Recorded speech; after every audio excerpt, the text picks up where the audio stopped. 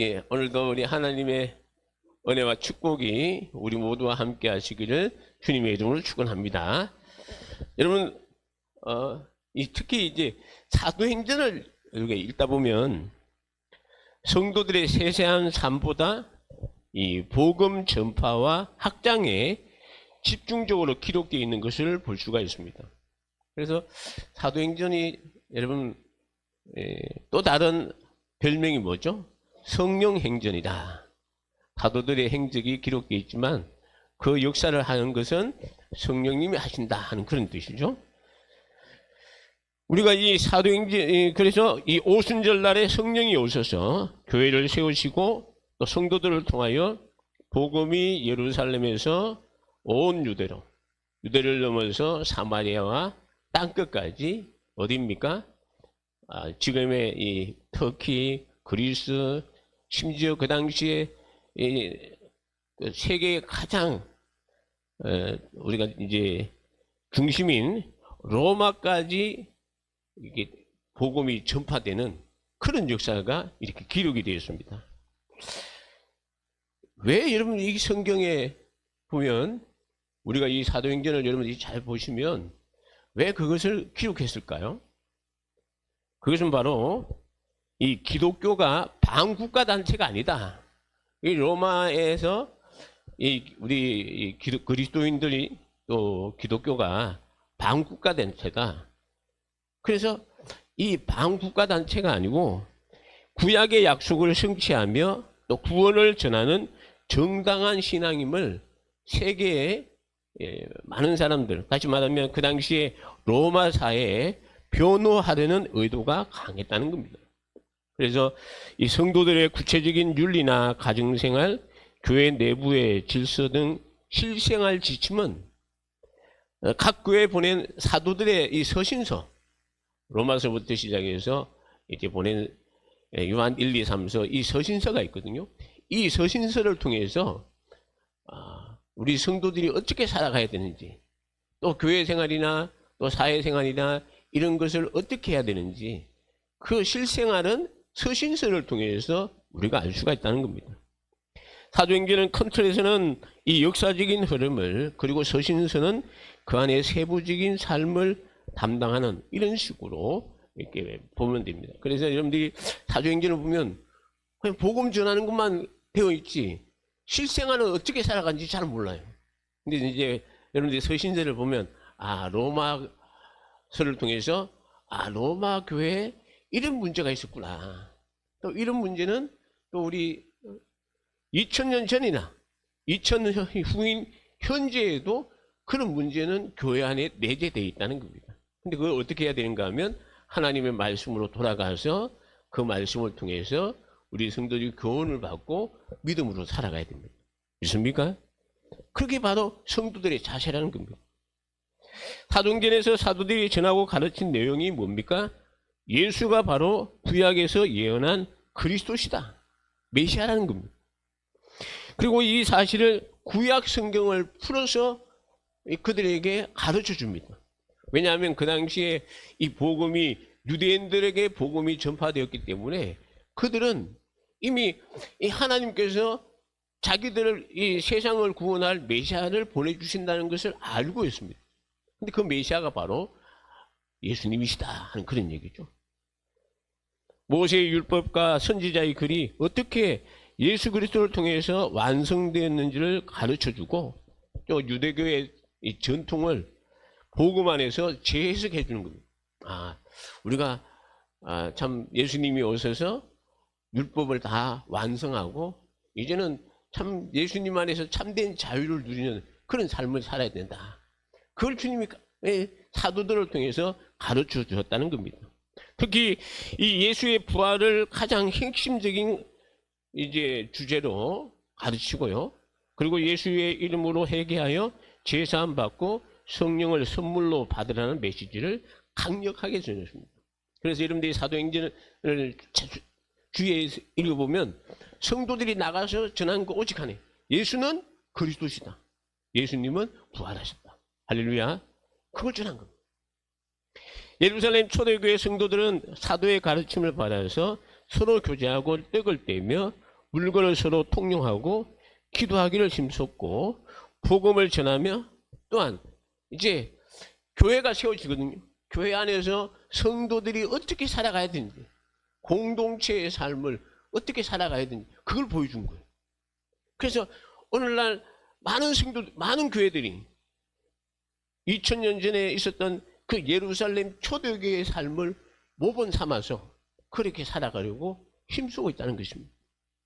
우리 교회도 그러한 정말 예루살렘 초대교회처럼 정말로 주님의 사랑에 휩싸여서 그 주님의 사랑을 실천하고 아름다운 성도의 교제를 이룰 수 있는 우리 모두가 될 수 있기를 주님의 이름으로 축원합니다.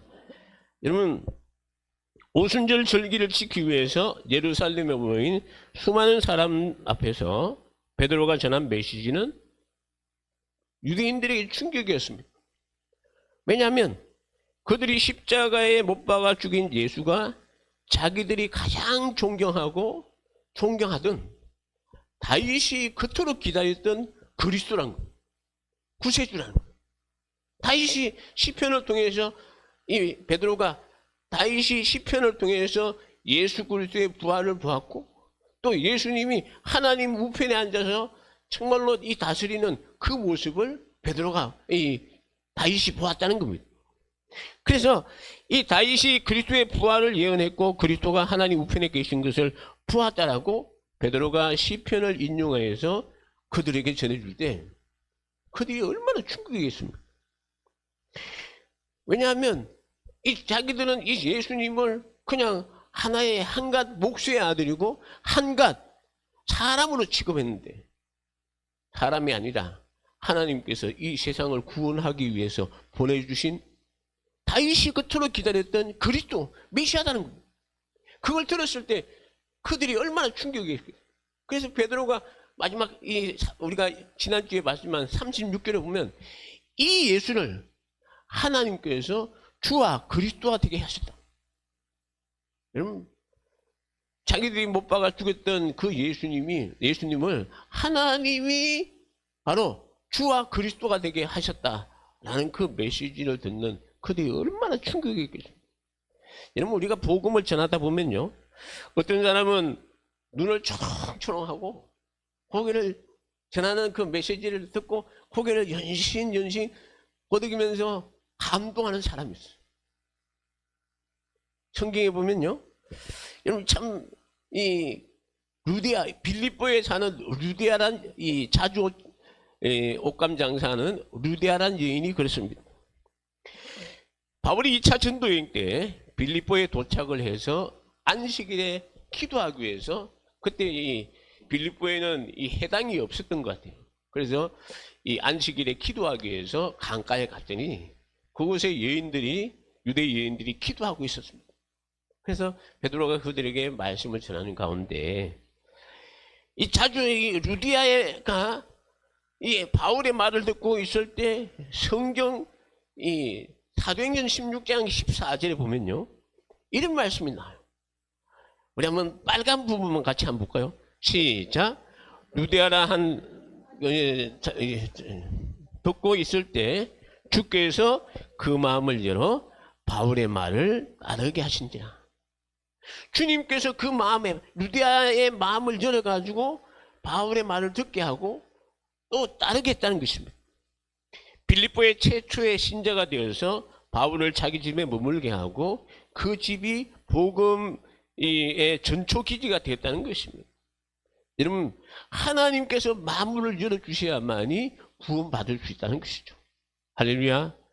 저는 몇 번 간증을 했습니다만 그 요한이 친구 할머니 돌아가실 때 그 병상세례 줄 때 가서 참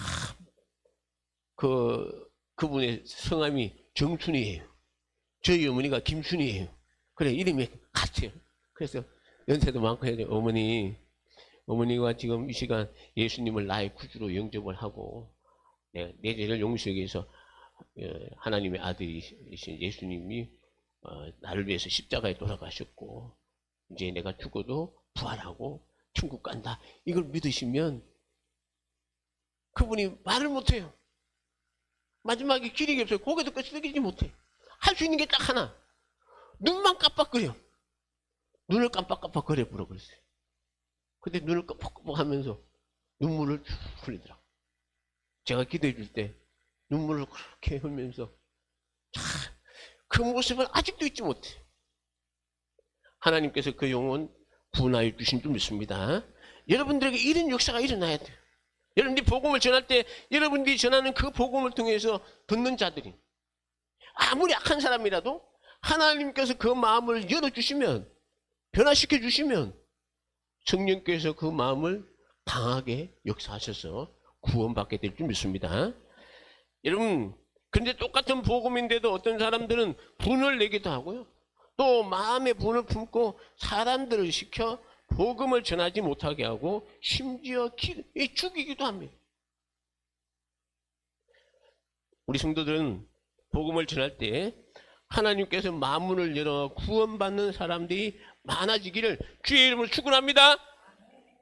그런데 혹시 여러분들이 전하는 복음을 통해서 싫어하고 무시하고 멸시하고 분을 품고 막 화를 낸다 할지라도 절대 그들을 원망하거나 불평하지 마시고 기도해 주십시오.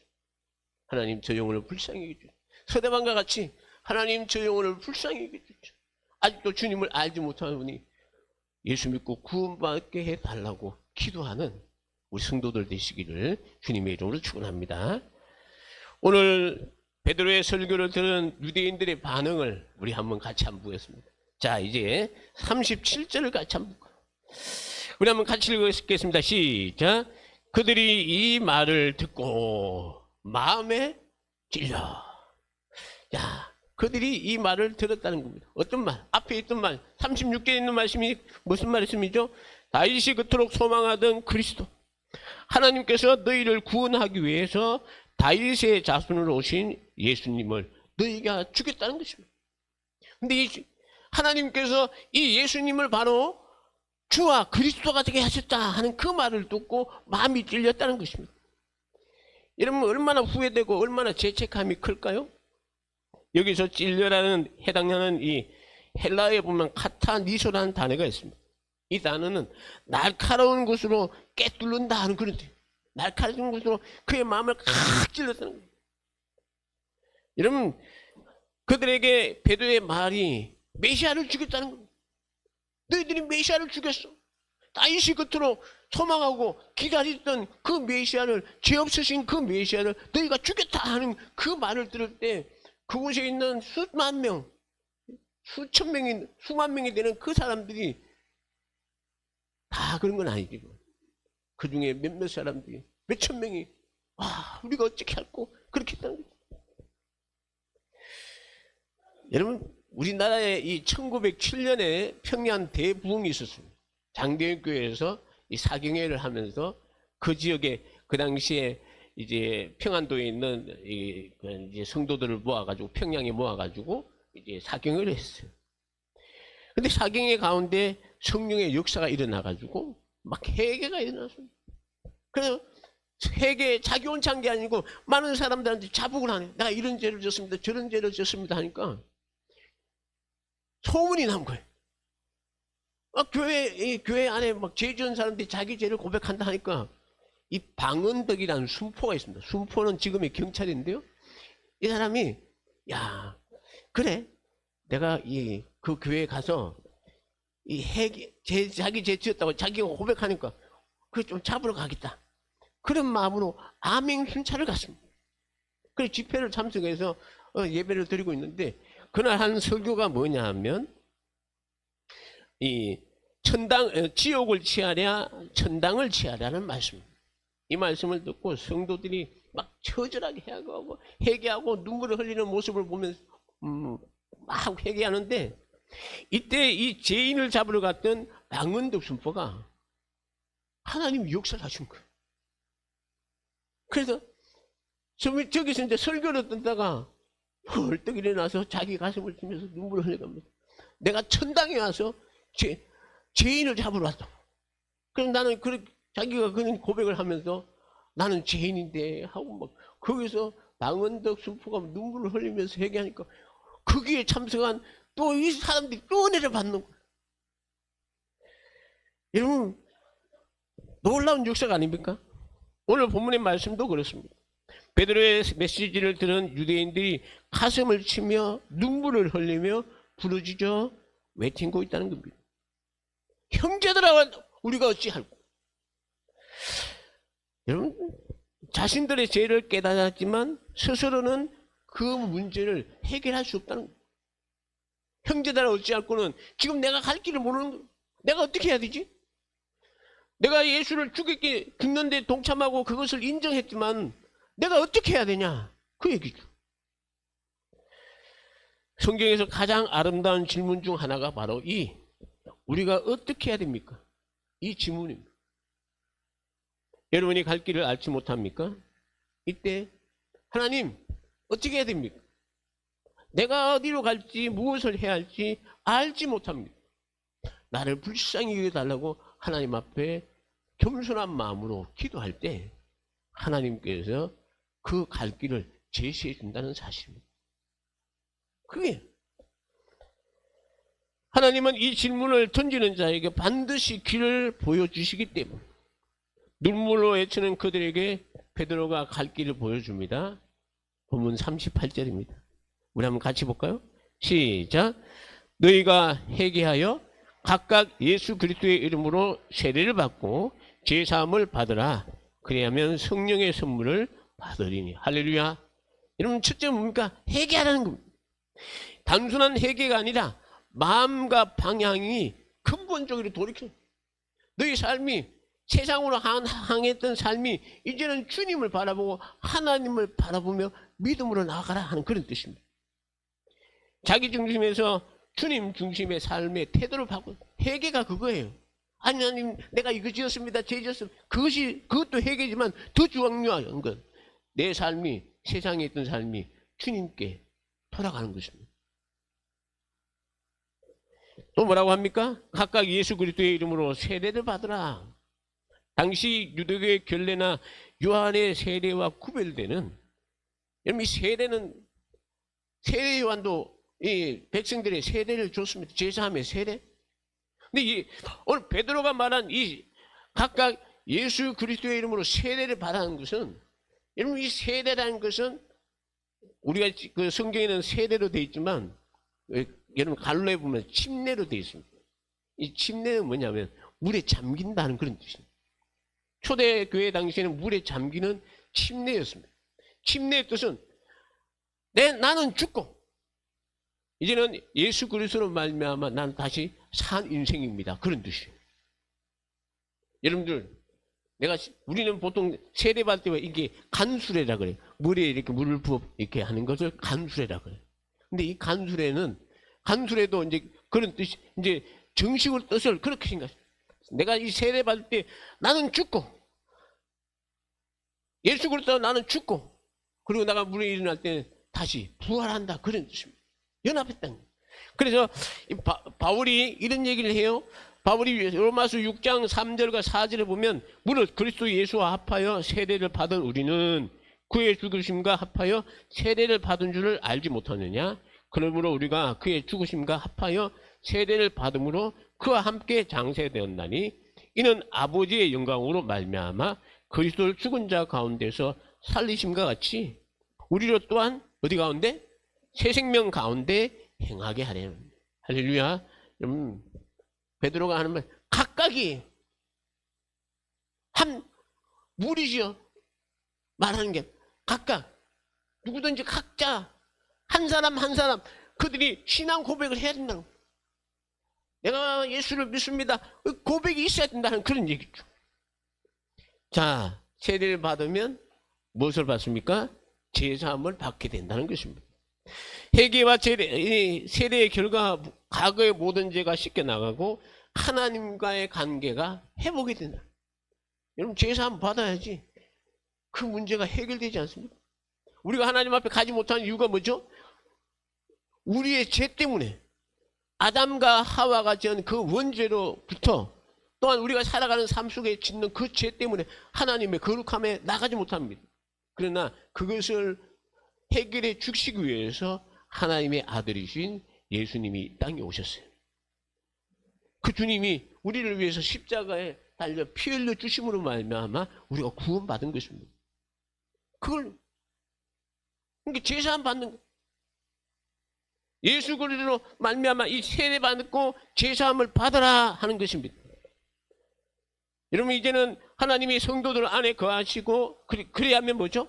그리하면 성령의 선물을 받으리니 제사함 이후에 주어지는 보상으로 하나님이 성도들 안에 거하시며 삶을 이끄시는 인격적인 그런 임재를 성령이 오셔야만이 우리가 하나님의 자녀가 되는 거예요. 믿습니까? 근데 누구든지 예수를 구주로 믿고 그 예수를 영접한 자에게 하나님이 성령을 선물로 주신 여러분 얼마나 좋습니까? 근데 누가 당시 이 유대인들에게 베드로의 이 선포는요 파격적입니다. 왜냐하면 구원이 율법이나 성전 제사가 아니라 오직 예수의 이름의 근세를 믿음으로 가능해 됐다는 것입니다. 그전에는 이 유대인들이 자기 죄를 용서받기 위해서 짐승을 가져와서 하나님 앞에 제사를 드렸어야 돼요. 근데 이제 제사 드리는 게 아니고 누구든지 예수의 이름으로 죄 용서 받는다는 사실입니다. 얼마나 감사합니까? 그렇다면 제사 안 받고 구원 받고 성령의 선물을 받는 사람들은 누구냐? 오늘 베드로가 39절에 보면 이 약속은 너희와 너희 자녀와 그 다음에 뭐죠? 모든 먼데 사람 곧 주 우리 하나님이 얼마든지 부르는 자들에게 하신 것이라고 이야기합니다. 너희 오늘 베드로의 설교를 듣는 유대인들 또 유대인들의 자손들 그뿐 아니라 하나님이 얼마든지 부르는 모든 먼데 있는 사람 누구죠? 복음이 유대인들 뿐 아니라 이 세상 모든 사람들 누구든지 예수를 구주로 영접한 사람들에게는 성령의 선물을 주신다는 약속입니다. 할렐루야. 오늘 우리는 누굴 받았습니까? 성령 받은 거예요. 성령 받은 사람만이 천국 갈 수 있습니다. 40절에 보면 이렇게 되어 있습니다. 또 여러 말로 확정하며 권하여 이르되 너희가 이 패역한 세대에서 구원을 받으라. 이 여러 말로 이 확정하다는 말은요. 우리가 이 누가는 베드로의 설교 전체를 다 기록하지 않고 핵심적인 겁니다. 이 베드로의 설교의 핵심이 뭡니까? 예수님이 하나님의 아들, 우리를 구원한 구세주다. 그리스도시다. 그걸 전한 거거든요. 자, 이제 그것만 전한 것이 아니고 또 여러 말로 이 베드로가 그 말을 전했다는 것입니다. 이 여러 말이란 베드로가 구약의 예언과 예수님의 생애, 죽음, 부활을 연결하여서 아주 상세하게 논리적으로 참 전했다는 그런 뜻입니다.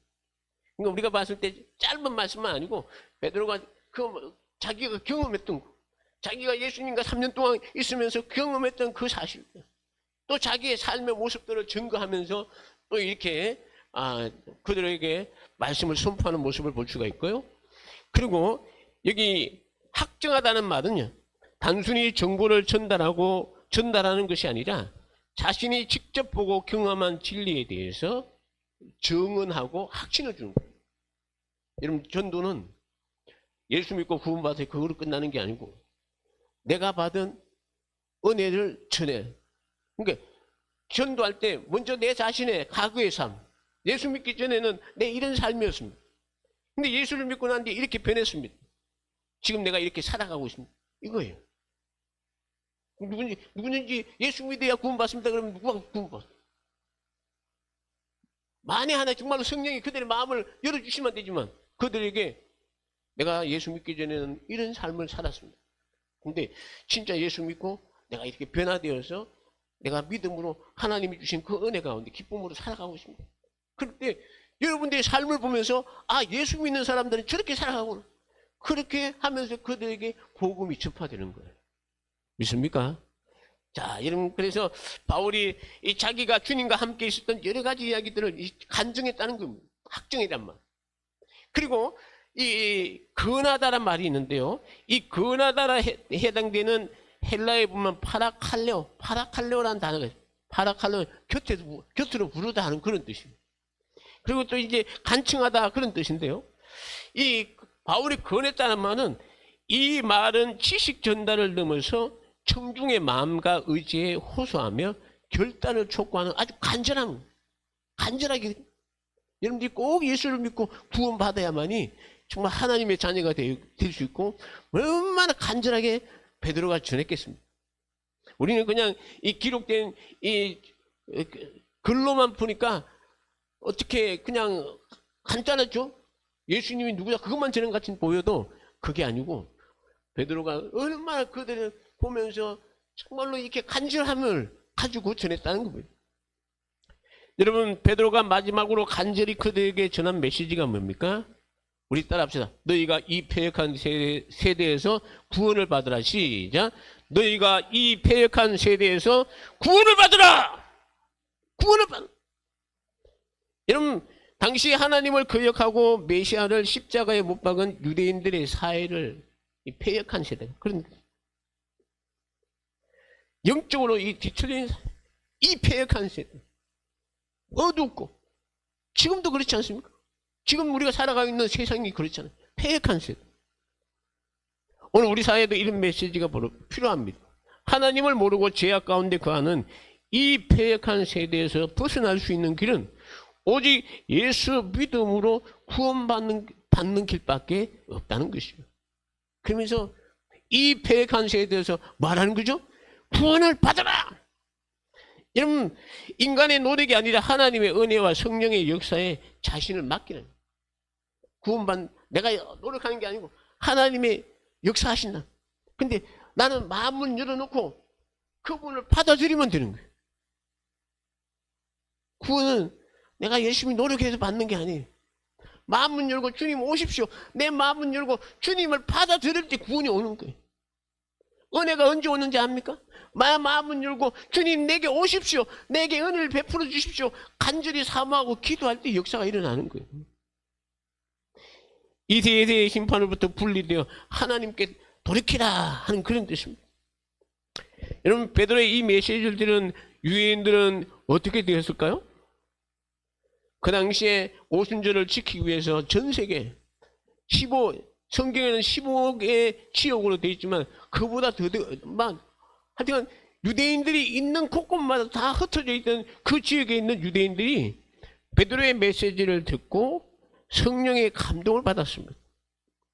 수천 명의 사람들이 눈물을 흘리며 자기 가슴을 치며 회개하기 시작합니다. 그리고 베드로가요, 이 패역한 세대에서 구원을 받으라 하실 때 수천 명이 앞으로 달려 나오는 거예요. 고백하는 거예요. 베드로와 사도들 앞에 내가 죄인입니다. 내가 예수님을 나의 구세주로 믿습니다. 나에게 세례를 줘. 여러분, 참 그들이 외치면 그 모습이 상상이 안 되십니까? 저는 설교를 할 때마다 그 모습을 생각을 해요. 이야, 그곳에서 베드로가 전할 때 그냥 그 자리에 앉아서 듣는 게 아니고 기쁘고 즐거워서 막 뛰어나서 나를 구원해 줘요. 여러분, 참 그걸 보면서 사도들이 이들이 예수 그리스도를 주님으로 고백하는지 확인을 한 후에 세례를 준 거예요. 아무로 준 게 아니에요. 본인의 고백이 있어야 됩니다. 구원은요, 마음으로 믿어 의에 이르고 입으로 시인하여 어떻게 된다? 구원받는 거예요. 마음으로는 내가 믿습니다. 내가 마음으로는 이렇게 합니다. 천만의 말씀. 행동이 없으면 그 마음은 가짜예요. 여러분들 마음으로 예수를 믿습니까? 그러면 행동으로 고백하십시오. 여기 있는 3,000명의 사람들은 다 앞으로 나오는 거예요. 베드로와 사도들 앞에 무릎을 꿇고 자기 가슴을 치고 회개하면서 구원을 받으라 하실 때 주여 내가 믿습니다. 그런 역사가 일어났다는 겁니다. 오늘 성경에 보면 그 말을 받은 사람들은 세례를 받음에 이 나라의 신도의 수가 3,000이나 더하더라 이렇게 되어 있습니다. 이는 단순히 물만 뿌린 것이 아니라 공동체의 일원으로 받아들이는 명확한 신앙 고백과 영접의 절차가 있었다는 겁니다. 일일이 모두가 이제 고백한 거예요. 우리가 생각했을 때는 하루 만에 어떻게 3,000명의 세례를 줄 수 있을까? 더군다나 이제 물 이렇게 뿌리는 것도 아니고 물 이렇게 해야 되는데. 근데 그 당시는 침례를 줘야 돼, 물인. 근데요, 당시 현장에 있던 다른 사도들과 함께 세례를 베드로 혼자 한 게 아니고 다른 사도들과 함께 세례를 베풀었던 것을 보여요. 그리고 그 당시에 예루살렘 성전 남쪽에 들어가는 입구가 있는데요. 그 입구 주변에 이 유대인들이 하나님의 성전에 들어갈 때는 꼭 자기 몸을 씻는 정결 예식을 했습니다. 이 정결 예식을 행하는 그 미크바라 하는데요. 이 미크바란 그 장소가 이 고고학자들이 발굴을 했는데 이 남쪽 성문 주변에 50개에서 약 100개가 발견이 됐다 그래요. 그러니까 그냥 들어가서 이렇게 들어가는 게 뭐냐면 이 사람들이 들어가서 물이 흐르는 곳이 있는데요. 그 탕 같은 된 곳인데 사람들이 들어가서 자기 몸을 완전히 담거든. 완전히 옷을 다 벗고 여기 여자들 화장한 거 이런 거 다 벗고 다 씻어내고 깨끗하게 그냥 자기 몸을 가지고 그 몸을 가지고 이 물속에 들어갈 때 머리카락 한 올만 나와도 이 정결 내식에 통과 못하는 거예요. 완전히 들어가는 거예요. 완전히 왜냐하면 유대인들은요 이 절기를 지키거나 성전에 갈 때마다 항상 그것을 행했습니다. 그걸 알기 때문에 세례 받는 것을 아는 거예요. 그러니까 그것을 할 때 사도들이 신앙 고백하면 그 신앙 고백한 사람들이 그 탕 안에 들어가는 거예요. 여자들도 있을 거 아니에요? 그럼 여자들은 우리 120명의 사도들 중에 예수님의 모친도 있고 다른 여러 여자들 있지 않습니까? 그러면 사도들이 그들에게 위임을 하는 거예요. 남자가 못 가니까. 그러면 그들이 여자들이 예수 믿는다면 또 여자들이 들어가는 미크바가 있으니까 그 독에 들어가서 들어가서 그냥 지나가면 되니까 수천 명 그 몸을 씻는 건 금방이라는 거예요. 참 제가 설교 준비하면서 옛날에 우리 교수님들이 이 세례에 대해서 어떻게 세례 줬습니까? 그랬더니 줬는 거에 대해서 말씀하시기를 물을 뿌려서 줬대. 근데 물 뿌려서 준다고 하는 분들도 있어요. 근데 이제 많은 학자들이 하는 얘기가 그 주변에 이스라엘 백성들이 정결 예식을 행했기 때문에 알기 때문에 그렇게 들어갔다라고 많게 이야기하고 있습니다. 저도 그렇게 생각을 해요. 참 여러분 한번 생각해 볼까요? 3,000명의 사람들이 신앙 고백을 하고 세례를 받기 위해서 미크바에 들어갔습니다. 다 그걸 통과하고 나왔어요. 그들의 모습이 어떨까요? 저는 여러분들 세례 받을 때 우리는 우리 교단은 세례 받을 때 학습과 세례 하려면 한 1년이라는 기간이 교회를 나와야지 이렇게 주게 돼 있는데 사실은 내가 예수 믿습니다 하고 고백을 하면 주게 돼 있어요. 성경적으로. 근데 왜 우리가 그렇게 안 하냐? 그렇게 줬더니 세례 받고 교회 안 나온 사람이 더 많다는 거예요. 세례 받고도 정말로 이 삶이 예수 믿는 사람의 삶으로 살아가지 않고 그냥 세상 사는 거 똑같이 살아간다는 거예요. 그래서 그들이 이 교회 나오면 6개월 동안 학습, 교회 이제 성경과 교회에 대해서 가르치고 그리고 이제 세례 이제 6개월 후에 이제 세례 주는 그런 게 있었는데 저는요 제가 처음 예수를 만나고 났을 때 또 하나님의 그 성령의 감동을 받았을 때 그 기쁨은 이런 말할 수가 없습니다. 저는 이들이 그 세례 받고 나올 때 얼마나 기뻤을까요?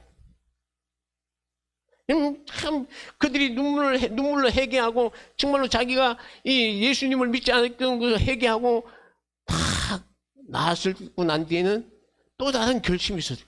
그들의 마음이 기쁘고 즐거웠지만 또 다른 기쁨이 또 다른 어떤 다짐이 생겼다고 생각합니다. 주님, 저는 주님께 빚진 자입니다. 나를 위해 십자가에 죽으시고 부활의 소망을 주신 주님, 이제 주님이 주신 사명 감당하게 하옵소서. 그 세례받고 나온 그 유대인들이 그런 마음을 안 가졌을까요? 여러분들 어떻습니까? 우리도 주여 나는 주님께 빚진 자입니다. 복음의 빚진 자입니다. 복음 전하는데 최선을 다하는 삶을 살게 하옵소서.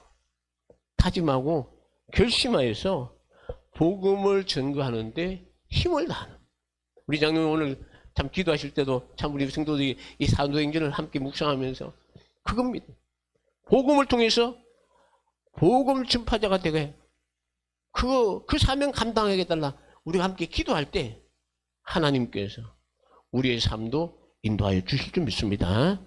왜냐하면 찬송, 옛날에 제가 자주 불렀던 이 복음신가 가운데 보면요, 이런 곡이 있습니다. 제약에 썩은 내 육신을 주님이 쓰시려 했네. 참 이게 이 곡을 보시면요, 죽음의 덫에 걸려 있는 문 주님이 쓰시려 했네. 속지 않은 손 치유하는 손 하시고 속지 않은 발 치유하셨네. 세세백녀든 이 문 다 바쳐 주님께 영광 돌리네. 참 이게 사실은 제가 은혜 받고 찬양하면서 하나님 나를 이렇게 써주십시오. 오늘 우리가 그런 성도가 돼야 되지 않겠습니까?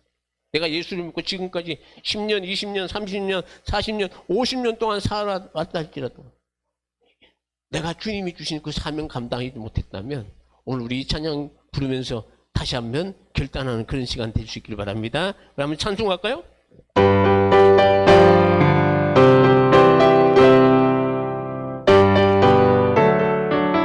제약에 썩은 내 육체는 주님이 쓰시려 했네. 죽음의 덫에 걸려있는 몸 주님이 쓰시려 했네. 속죄하는 손 치유하시고 속죄하는 발 치유하셨네. 제 생명은 주님께 영광. 우리 1절 한 번 더. 제약의 썩은 내 육신이 주님이 쓰시려 했네. 죽음의 덫에 걸려있는 몸 주님이 쓰시려 했네. 속죄하는 손 치유하시고 속죄하는 발 치유하셨네. 내 생명은 이 몸 다 바쳐 주님께 영광 돌리니. 목물로 지난 내